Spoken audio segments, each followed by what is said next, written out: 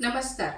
मी माधुरी चंद्रकांत वरंदळ उर्फ माधुरी शरद गवळी, उपशिक्षिका सगर विद्या प्रसारक शिक्षण संस्था संचलित महात्मा ज्योतिबा फुले विद्यालय सिन्नर, जिल्हा नाशिक या ठिकाणी माध्यमिक शिक्षकांचे इयत्ता 9वी ते 10वीला शिकवण्यासाठी मी विद्यार्थ्यांसाठी काही शैक्षणिक साहित्य यावर्षी तयार केलेले आहे. गणितीय संकल्पना जास्तीत जास्त लक्षात राहाव्या, तसेच त्यांच्या होऊ घातलेल्या 10वी बोर्डाच्या परीक्षेमध्ये त्यांना महत्त्वाचे जे काही टॉपिक्स आहेत ते त्यांना लवकरात लवकर अभ्यास करता यावे, यासाठी मी ह्या वर्षी नव्याने एक उपक्रम हाती घेऊन या ठिकाणी शैक्षणिक साहित्याची निर्मिती केलेली आहे. यासाठी मला आवश्यक असलेले शैक्षणिक साधन निर्मितीसाठी उपयुक्त साहित्य आपल्या प्रोजेक्ट फाईल यावर मी लिखाण करून काही साहित्याची निर्मिती या ठिकाणी केलेली आहे. तसेच बोर्ड परीक्षेमध्ये उपयुक्त असे मॅथमॅटिक्स पार्ट 1 या विषयावर आधारित फॉर्म्युले असतील, त्यावर आधारित संकल्पना असतील, काही महत्त्वाचे फॉर्म असतील तर ते घेण्याचा मी या ठिकाणी प्रयत्न केलेला आहे. विद्यार्थ्यांना जेणेकरून अभ्यास करताना महत्त्वाच्या संकल्पना त्यांचं दृढीकरण हे लवकरात लवकर होईल आणि त्यांचा अभ्यासाचा जो वेळ आहे, रिव्हिजनचा जो वेळ आहे तो वाचेल, यासाठी मी यावर्षी आमच्या या विद्यार्थ्यांसाठी एक बुकलेट तयार केलेलं आहे. या बुकलेटमध्ये मी आपल्या साड्यांचे जे बॉक्स असतात त्या बॉक्सचा वापर करून या ठिकाणी हे फाईल तयार केलेली आहे आणि या फाईलमध्ये आपण प्रत्येक प्रकरणानुसार मॅथमॅटिक्स पार्ट 1 या विषयावर आधारित प्रकरणं जे आहेत, linear equation in 2 variables, quadratic equation, arithmetic progression, financial planning, probability and statistics अशा एकूण 6 धड्यांवर आधारित, जेणेकरून विद्यार्थी याचा सुलभरित्या हाताळणी करून अभ्यासही करू शकतील आणि त्यांच्या बोर्डाच्या परीक्षेमध्ये त्यांची रिव्हिजन होण्यासही या ठिकाणी मदत होईल. चला तर मग बघूया आपण ह्या बुकलेटमध्ये नेमकं केलं तरी काय आहे. या बुकलेटमध्ये मी प्रत्येक प्रकरणानुसार इयत्ता 10वीला आलेले जे काही प्रकरणं आहे मॅथमॅटिक्स पार्ट 1 मध्ये, म्हणजेच ज्याला आपण अल्जेब्रा असं म्हणतो, बीजगणित या विषयावर आधारित पहिलं जे प्रकरण आहे त्यामध्ये लिनियर इक्वेशन इन 2 व्हेरिएबल्स मध्ये विचारले जाणारे जे महत्त्वाच्या कन्सेप्ट आहे त्या सगळ्यांचा मी या ठिकाणी नोंद घेऊन या फाईलवर, ट्रान्सपरंट असं फाईलवर या ठिकाणी पेपर मी लिखाण या ठिकाणी केलेलं आहे. यासाठी मी परमनंट मार्करचा वापर केला आहे, जेणेकरून हे लिखाण पुसलं जात नाही. आणि ही फाईल जॉईन करण्यासाठी आपण या ठिकाणी छोटेसे टॅग असे वापरलेले आहेत. त्यानंतर कार्डशीट पेपर आपण या ठिकाणी वापरणार आहोत, जेणेकरून हे जे लिखाण आहे ते आपल्याला स्पष्ट दिसेल. फक्त कार्डशीट पेपरचंच नाही तर आपण हेच कार्ड आपण भिंतीला जरी लावलं तरी आपल्याला ह्यावर केलेलं लिखाण हे व्यवस्थितरित्या दिसतंय. त्यामध्ये बघा, general form of linear equation in 2 variables, त्यानंतर methods of linear equation in 2 variables, determinant method ही जी त्यांना महत्त्वाची आहे, क्रॅमर्स रूल यावर्षी त्यांना महत्त्वाचा आहे.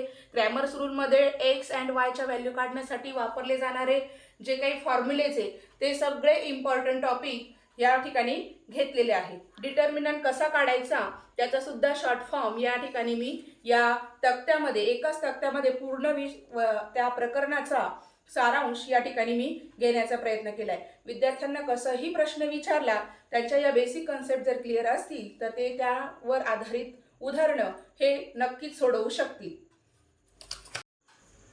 मॅथमॅटिक्स पार्ट 1 मध्ये दुसऱ्या क्रमांकाचं जे प्रकरण आहे, चॅप्टर आहे, ते आहे क्वाड्रॅटिक इक्वेशन. यामध्ये जवळजवळ 11 पॉइंट्सवर प्रश्न विचारले जातात विद्यार्थ्यांना. जसे की it is a quadratic equation, एखादं क्वाड्रॅटिक इक्वेशन दिलेलं असतं ते जस्टिफाय करायला येतं किंवा एमसीक्यू टाईपचे क्वेश्चन त्यामध्ये विचारले जातात. Right a general form of quadratic equation, compare the equation with ax square plus bx plus c is equal to 0, find the value of a, b, c, find the value of discriminant, then find the nature of roots alpha and beta.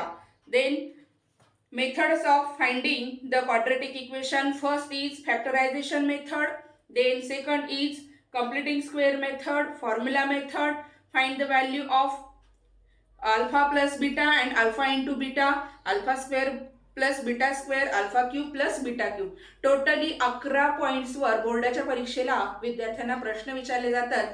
त्याच्याशी related basic concept मी या चार्टवर घेण्याचा प्रयत्न केलेला आहे. Discriminant कशाला म्हणायचं, त्या values कशा ठरवायच्या, नेचर कसं ठरवायचं, जर पॉझिटिव्ह व्हॅल्यू आली तर nature is real and unequal, negative value आली तर not real and zero value आली तर real and equal.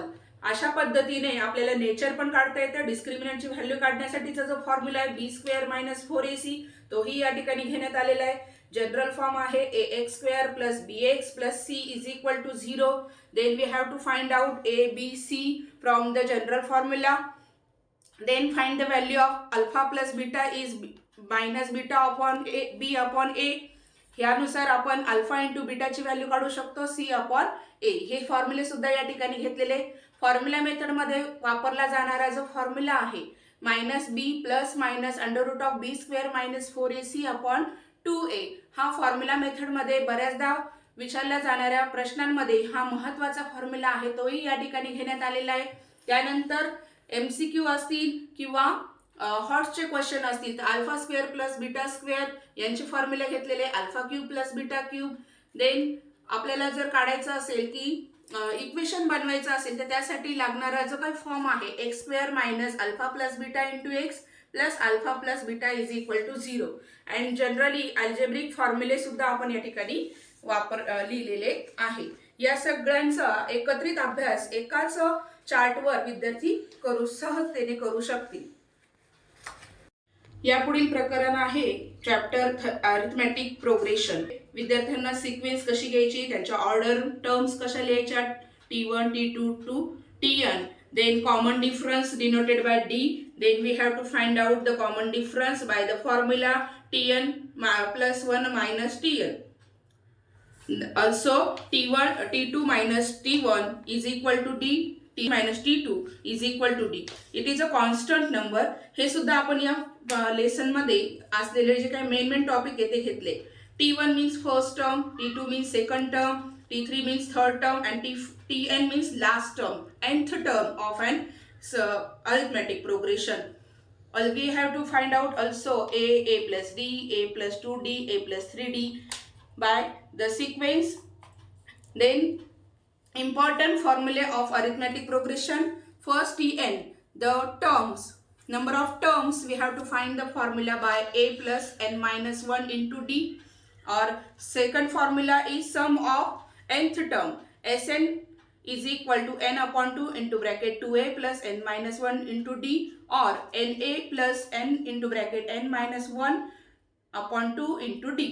Second formula Sn is equal to n upon 2 into bracket t1 plus tn and also n upon 2 into bracket first term plus last term.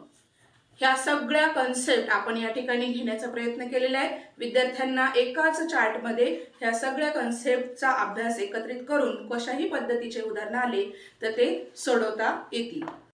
शिक्षण विभागाने अभ्यासक्रम ठरवताना हे नव्यानेच आलेलं प्रकरण म्हणजे फायनान्शियल प्लॅनिंग, ज्याला आपण अर्थनियोजन म्हणतो, हे विद्यार्थ्यांसाठी थोडासा किचकट भाग असल्याने आपण जर ह्या सगळ्या कन्सेप्ट एका चार्टमध्ये त्यांना शिकवल्या तर त्या लवकर लक्षात राहतात. जसे की जीएसटी तो ऍक्ट कधी अंमलात आला, त्याचे 2 टाईप, सीजीएसटी, एचजीएसटी काय आहे, जीएसटी आईन, अल्फा न्यूमेरल्स किती असतात, पॅन नंबर कशाला म्हणायचं, तो कसा डिनोट होतो, आयटीसी काय आहे, सीजीएसटी पेएबल काय आहे, GST payable value, FV, market value, MV, dividend, SSN code, SAC, त्यानंतर UTGST, IGST, SIP, B2SE, NSE, ROR, NAV असेल, B2C असेल, हे सगळे लॉंग फॉर्म एकाच चार्टमध्ये घेऊन त्या विद्यार्थ्यांना भविष्यात जेव्हा या क्षेत्रात जायचं असेल तर ते लॉंग फॉर्म त्यांच्या लक्षात राहावे यासाठी हा छोटासा प्रयत्न. Student solve these formulas. Then market value and face value reason ते सुद्धा आपण या ठिकाणी घेण्याचा प्रयत्न केला आहे. MV is greater than FV, so shares is at premium. MV is equal to FV, share is at par. MV is less than FV, share is at discount. GST on brokerage कसा काढायचा, then rate of GST on brokerage किती per units is equal to sum of invested divided by NAV. SST code ह्याचे long form घेतलेले, then MF mutual fund, AMC and इन्व्हेस्टमेंटचे 2 types. या पद्धतीने आपण हा पूर्ण लेसन जवळजवळ 2 शीट्समध्ये या ठिकाणी कंप्लीट केलेला आहे. या शैक्षणिक वर्षातला 5th लेसन आहे आपला प्रोबॅबिलिटी. हा सुद्धा 10वीच्या विद्यार्थ्यांसाठी न्यू कन्सेप्ट आहे. प्रोबॅबिलिटी मीन्स संभाव्यता, ज्याला आपण मराठीत संभाव्यता म्हणतो. त्यामध्ये विद्यार्थ्यांना काही एक्सपेरिमेंट करायचे आहे. त्यामध्ये 1 coin toss, 2 coin toss, 3 coin toss, 1 dice is rolled, 2 dice is rolled, a card is drawn from the 52 shuffle cards. So the random experiment, a sample space and number of sample points. याचा एक chart आपण या ठिकाणी बनवलेला आहे. Event कशाला म्हणायचं, event दिल्यानंतर त्याची सॅम्पल स्पेस कसा लिहायचा, सॅम्पल पॉइंट्स कसे लिहायचे. त्यानंतर पुढे घेतलेले आहे आपण प्रोबॅबिलिटी. प्रोबॅबिलिटीचा formula P of A is equal to number of sample points in a event or divided by number of sample points in sample space. P of A is equal to number of A upon number of S. नंतर आपण घेतलेले basic concept ज्या विचारल्या जातात. The probability is expressed as a fraction or percentage. यावर बऱ्याच वेळा MCQ टाईपचे क्वेश्चन विचारतात.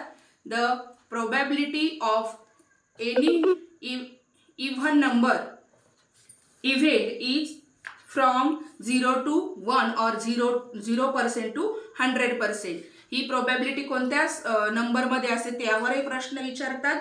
If E is an event, any event, P of E is greater than or equal to 0 or less than or equal to 1. So also probability of event is greater than or equal to 0% or less than or equal to 100%.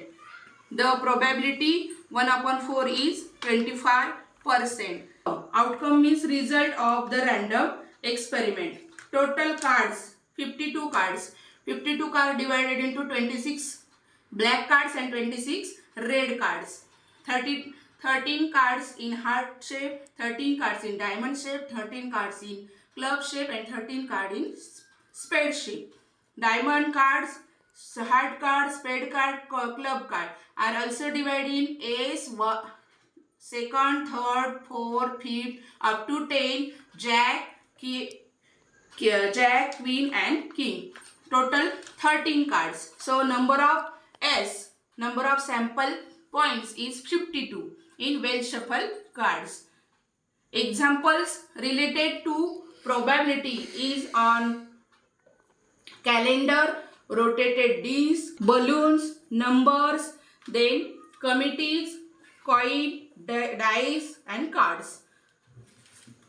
Important concept used for the probability is prime number, even number, odd numbers, multiplication tables and alphabets. या subject मधलं शेवटचं प्रकरण म्हणजे statistics. यामध्ये तुम्हाला मीन, median and मोड या कन्सेप्टवर आधारित काही क्वेश्चन्स विचारले जातात. मीन, मेडियन, मोड, देन फ्रिक्वेन्सी पॉलिगॉन, हिस्टोग्राम आपल्याला ड्रॉ करायचे, पाय डायग्राम आपल्याला ड्रॉ करायची. त्याचं सगळ्यांचं एकत्रित इम्पॉर्टंट कन्सेप्ट या ठिकाणी घेण्यात आलेले आहे. मीनच्या 3 स्टेप्स आहे, मीनच्या 3 मेथड आहे. फर्स्ट आहे direct method, assume mean method and step deviation method. We have to making 4 columns in direct method, 5 columns in assume mean method and making 6 columns in step deviation method. Formulae related to direct mean method, assume mean method and step deviation method. First column is class mark, frequency. Then we have to find the total number of frequencies. Then product of frequency and class mark. In assume mean method, class mark, di means xi minus a. Xi is class mark and a is assume mean of the frequency of maximum frequency of the class. Fourth is frequency and then find out the sigma of Fi. Fifth column is product of Fi into Di and then find out sigma Fi Di. In step deviation, first column is class, second column is class marks, the third column is Di is equal to Xi minus A. Then fourth column is Ui is equal to Di upon G. G means GCD. G we have to find out this distance of class or class width.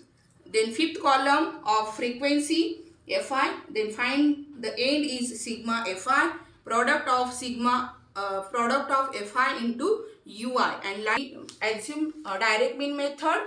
Mean is equal to x bar is equal to sigma Fi xi upon sigma Fi.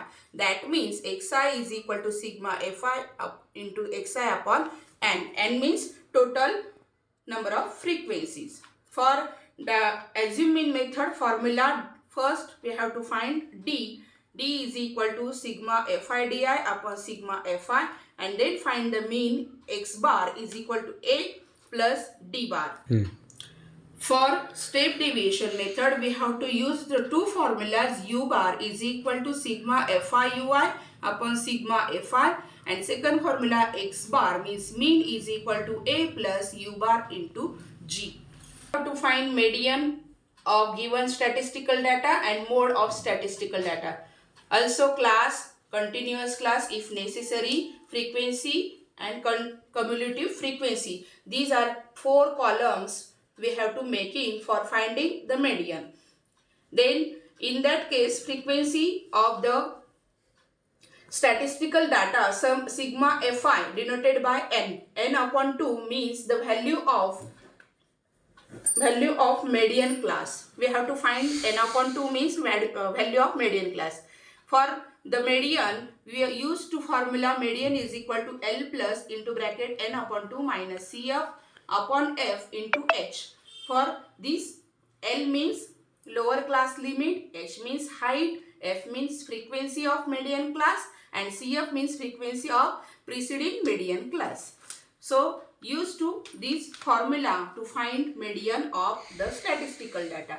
Then second mode of the statistical data, we have to making 2 columns or 3 columns, class, continuous class if necessary this column, then third column is frequency, and last we have to find sigma Fi.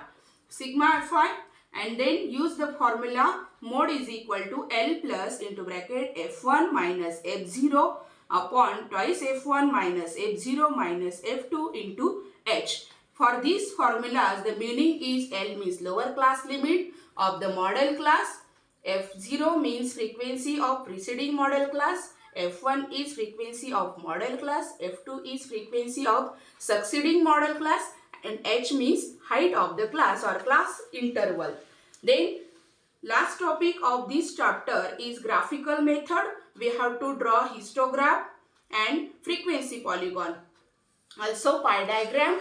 For pie diagram, we have used the angle, central angle by the formula value of the item upon total values of all items into 360. That means theta is equal to number. आणि मी हे विद्यार्थ्यांसाठी तयार केलेलं या वर्षीचं नवीन शैक्षणिक साहित्य आहे. धन्यवाद.